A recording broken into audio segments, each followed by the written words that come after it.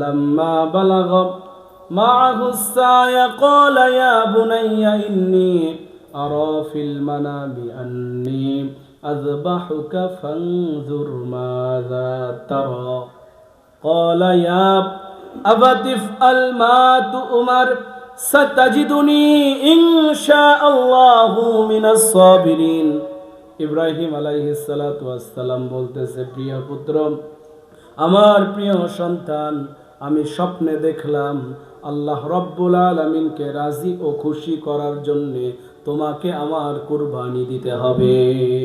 আল্লাহু আকবার। তোমাকে কুরবানি দিতে হবে, আমি স্বপ্ন দেখলাম। সন্তান বলতেছে, ইয়া ও আমার পিতা, ফালাম্মা বালাগা মাআহু সায়া ক্বালা ইয়া বুনাইয়া ইন্নী আরা ফিল মানামি আন্নী আযবাহুকা ফানজুর মাযা তারা ক্বালা ইয়া আবাতি ইফআল মা তু'মার সাতাজিদুনি ইনশাআল্লাহু মিনাস সাবিরিন। ও আমার বাবা, ইনশাআল্লাহু মিনাস সাবিরিন, আপনি যা সিদ্ধান্ত নিয়েছেন, আপনার সিদ্ধান্ত আপনি চূড়ান্ত করেন, আপনার সিদ্ধান্ত ফাইনাল করেন। আপনার সিদ্ধান্ত, আপনি যা করবেন, আপনি আমাকে ধৈর্যশীলদের মধ্যে পাবেন। আমি সবর করব। আল্লাহর সিদ্ধান্তই চূড়ান্ত। আল্লাহ যদি আপনাকে বলে আপনি কুরবানি দিয়ে দেন, আমি কিচ্ছুই করব না, আমি প্রস্তুত আছি, আপনি আপনার কুরবানি করে দেন। আল্লাহ রব্বুল আলামিন দায়িত্ব কার নেয়? আল্লাহ রব্বুল আলামিনের জন্য যারা জীবন দিয়ে দেয়, তার দিনের জন্য যারা জীবন দিয়ে দেয়, আল্লাহ রব্বুল আলামিন এই ব্যক্তিগুলোর দায়িত্ব নিজেই নিয়ে নেয়। তো এইরকম করে বড় হয়ে হযরত ইব্রাহিম আলাইহিস সালাতু ওয়াস সালাম দীর্ঘদিন, কাহিনী একেবারে সংক্ষিপ্ত করে বলতেছি, 12 বাজে সময়, দীর্ঘদিন বিবাহের পর তার সন্তান নাই, বয়স হয়ে গেছে 100+। আল্লাহ রব্বুল আলামিনের কাছে অনেক দোয়া করে আল্লাহ রব্বুল আলামিন অনেক দোয়ার মাধ্যমে তাকে একজন নেক সন্তান আল্লাহ রব্বুল আলামিন উপহার দেয়। আল্লাহ রব্বুল আলামিনের কাছে হযরত ইব্রাহিম আলাইহিস সালাম দোয়া করে, রব্বি হাবলি মিনাস সালিহিন, আয় আল্লাহ, আপনি আমাকে একটা নেক সন্তান দান করেন। কি দোয়া করে বলেন তো? হ্যাঁ, যাদের বাচ্চা কাচ্চা নাই, এই সূরা সফের এই আয়াতটা তাদেরকে পড়তে বলবেন। ইব্রাহিম আলাইহিস সালাম যেভাবে দোয়া করেছেন সন্তানের জন্য আল্লাহর কাছে, রব্বি হাবলি মিনাস সালিহিন, হায় আল্লাহ, আপনি আমাকে একটা নেক সন্তান দান করেন। ইব্রাহিম আলাইহিস সালাতু ওয়াস সালামের দোয়া যেভাবে কবুল করেছে, কোরআনের মধ্যে ঠিক এরকম যে ইব্রাহিম আলাইহিস সালাতু ওয়াস সালামের এই দোয়া যদি কেউ পড়ে, অনেক মানুষের সন্তান নাই, আল্লাহ রব্বুল আলামিন চাহে তো তার সন্তান দিতে পারে কি পারে না বলেন তো? আল্লাহ যদি সন্তান দেয়, তাহলে পীরের মাজারে গিয়ে মানত করার প্রয়োজন আছে? পীরের নামে কুরবানি দেওয়ার প্রয়োজন আছে? পশু জবাই করার প্রয়োজন নাই। দোয়া কি? রব্বি হাবলি মিনাস সলিহিন।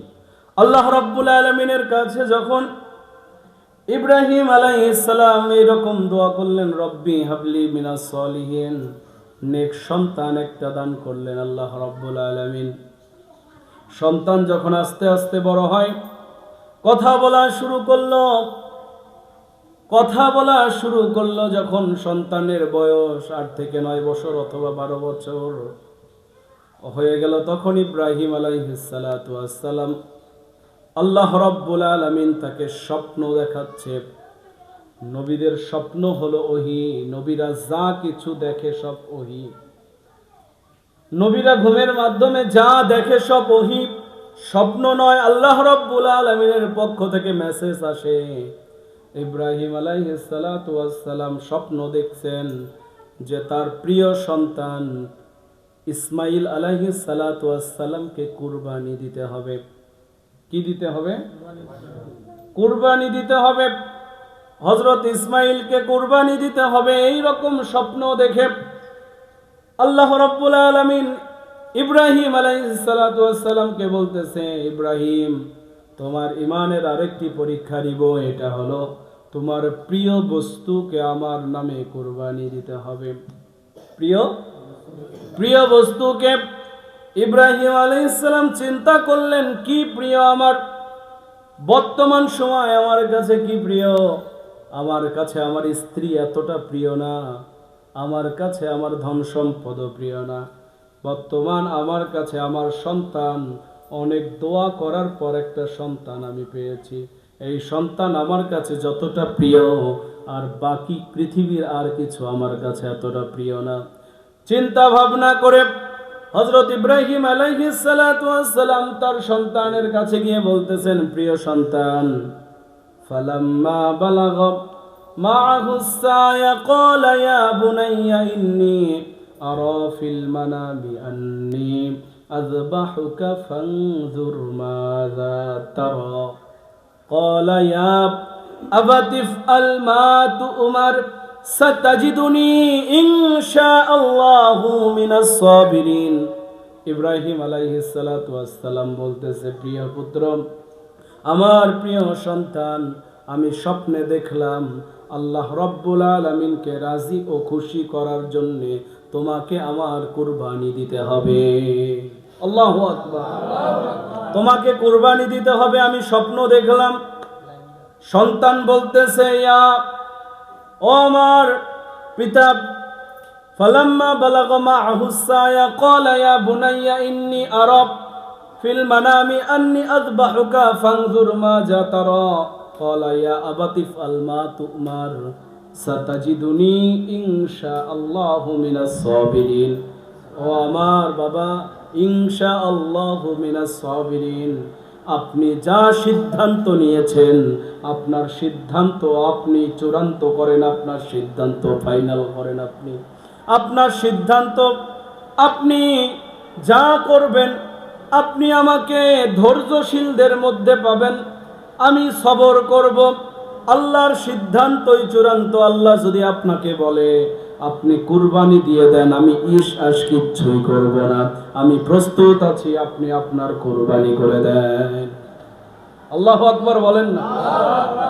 গতকাল যখন তাফসীরটা পড়তেছি, চিন্তা করলাম, বর্তমান সময় যদি আমাকেও আল্লাহ রাব্বুল আলামিন স্বপ্নে দেখায় যে রায়হান, তোমার পুত্রকে কুরবানি দিতে হবে, আর আমি যদি আমার সন্তানের কাছে গিয়ে এই কথা বলি, মানে এটা সবার জন্য, সন্তানের কাছে গিয়ে যদি আপনারা বলেন যে বাবা, তোমাকে আল্লাহ আমাকে স্বপ্ন দেখাইছে তোমাকে কুরবানি দিতে হবে, সন্তান বলবে আপনার মতো বাবাকে আমি তেজ্য বাবা করলাম।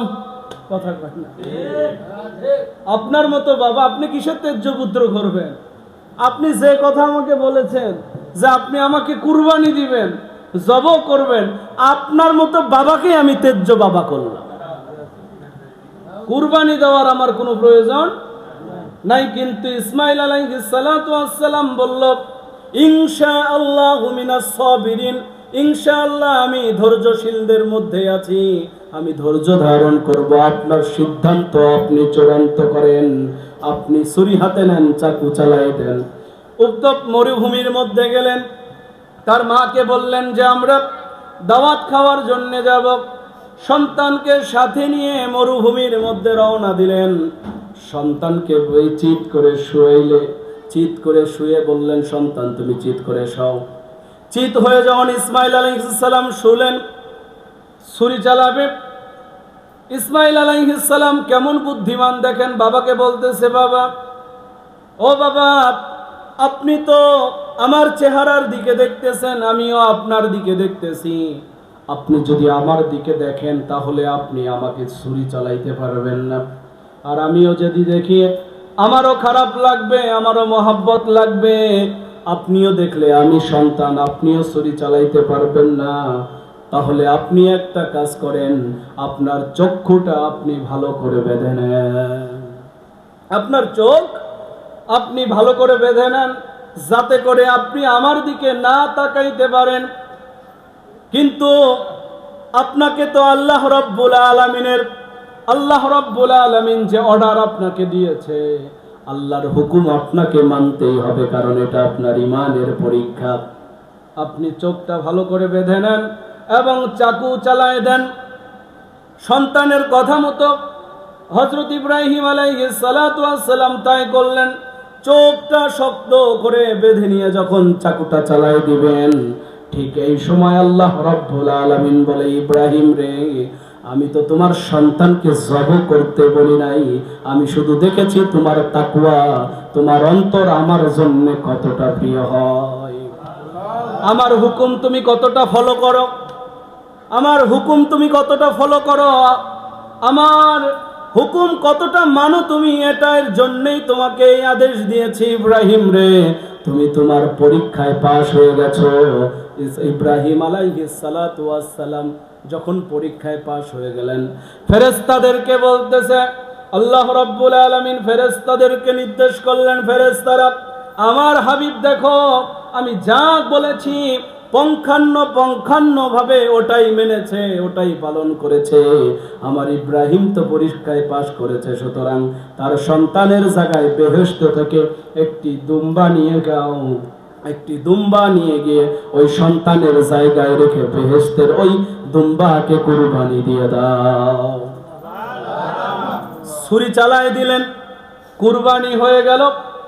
কুরবানি যখন হয়ে গেল, চোখ খুলে দেখে সন্তানের মতো সন্তান আছে, সন্তানের মতো সন্তান আছে, এই জায়গায় একটি দুম্বা কুরবানি হয়ে গেছে। সন্তানের মতো সন্তান আছে, দুম্বা কুরবানি হয়ে গেছে। আল্লাহর পক্ষ থেকে মেসেজ, ইব্রাহিম তুমি আমার পরীক্ষায় পাস হয়ে গেছো।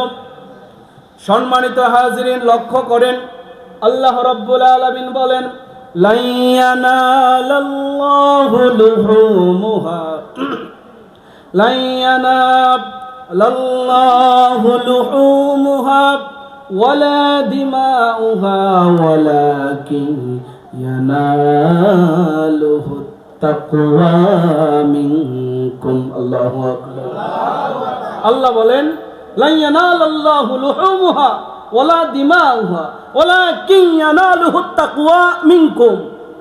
বান্দা, আমি তো তুমি যে পশু জবাহ করবে, এটার গোশত আমার কাছে পৌঁছিবে না, এটার চামড়াও পৌঁছে না, এটার রক্তও পৌঁছে না, কিছুই পৌঁছে না, শুধু পৌঁছে যায় লা ইয়ানালাল্লাহু লুহুমুহা ওয়ালা দিমাউহা ওয়ালাকিন ইয়ানালুহুত তাকওয়া মিনকুম। আল্লাহু আকবার। আল্লাহর কাছে শুধু আপনার হৃদয়ের তাকওয়াগুলো পৌঁছে যায়। আল্লাহকে খুশি করার উদ্দেশ্যেই কুরবানিটা দিলেন, নাকি কাউকে খুশি করার উদ্দেশ্যে কুরবানি? সম্মানিত হাজিরিন, আল্লাহ দেখুন কত সুন্দর সিস্টেম চালু করেছেন।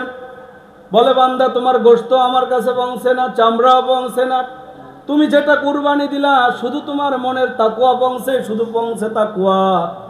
তোমার খালেস দিলে তুমি কুরবানি দিছো কিনা এটাই পৌঁছে, আর বাকি তোমার গোশত বাড়িতে নিয়ে যা তোমরা বিলিয়ে দাও এবং নিজেরাও খাও। বিলিয়ে দাও সমাজে গরিব দুঃখীদের মধ্যে এবং নিজেরাও